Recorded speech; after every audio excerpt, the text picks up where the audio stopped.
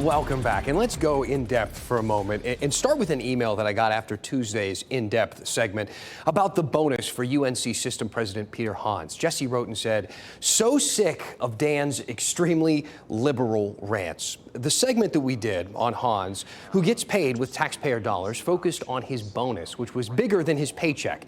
He makes $425,000 a year and got a $475,000 bonus. We also discussed the growing pay gap between CEOs and the average Joe.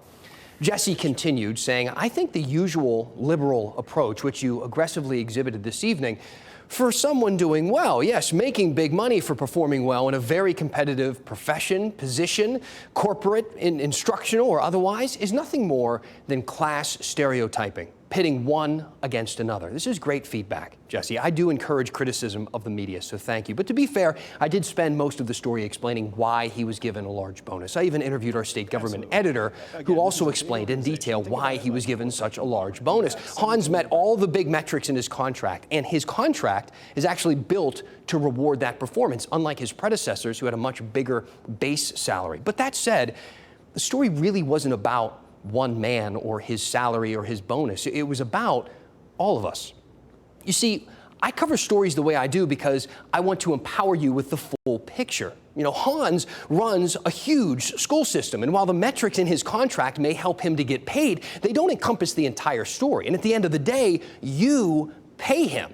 So you should have as much perspective as possible. That's why I mentioned this headline. When some members of the Board of Governors, Hans's bosses, criticized UNC's free tuition plan for families making less than $80,000 a year. Now, to be fair, they were mostly upset about the program being announced without consulting them first. But regardless, let's think about that number for a minute. Free tuition for families making less than $80,000 a year.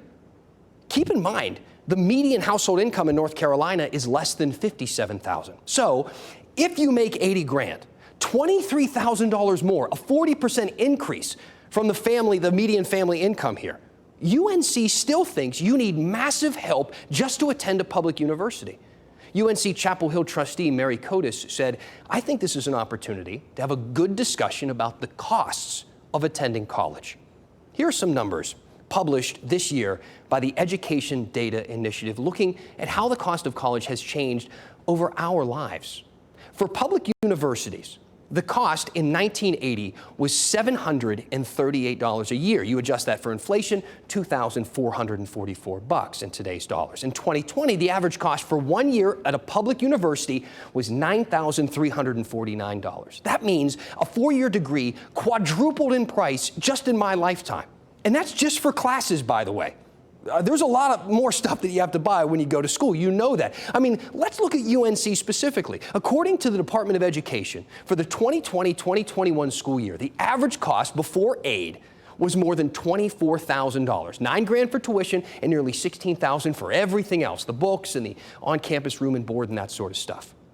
The average cost after aid was still more than $13,000 a year. So look, even with financial aid, that's 53 grand to go to UNC and get a diploma. And without aid, it's $99,000 for a 4-year degree. And keep this in mind. Generally, that cutoff for aid is a family making over $110,000 a year.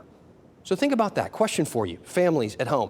Anybody making, collectively your whole family brings in about 110 grand before taxes. If you have a few kids, how easy has it been to save up that $200,000 or $300,000 for their college? And these are in-state numbers. If you're one of our viewers from Virginia, if you live out of state, double it. Jesse ended their email saying this: "So why not more aggressively, or at least occasionally, take the approach that a commitment to hard work and commitment for self and family and others is not always bad?" Jesse, when is it bad? I mean, I couldn't agree with that more. I know how many of you at home believe that same thing and live that way, which is why you deserve a news segment that gives you the full picture. Not to sway you, I give you more credit than that, but to empower you, to strengthen your opinions and your resolve. Send me your questions, give me your feedback. Email dan@WRAL.com. Tell me what is on your mind, and we will go in depth. And oh, by the way, when you do send an email to dan@WRAL.com, the email goes to Dan. Yeah. Dan's the one seeing it. I read them, even the not so nice ones.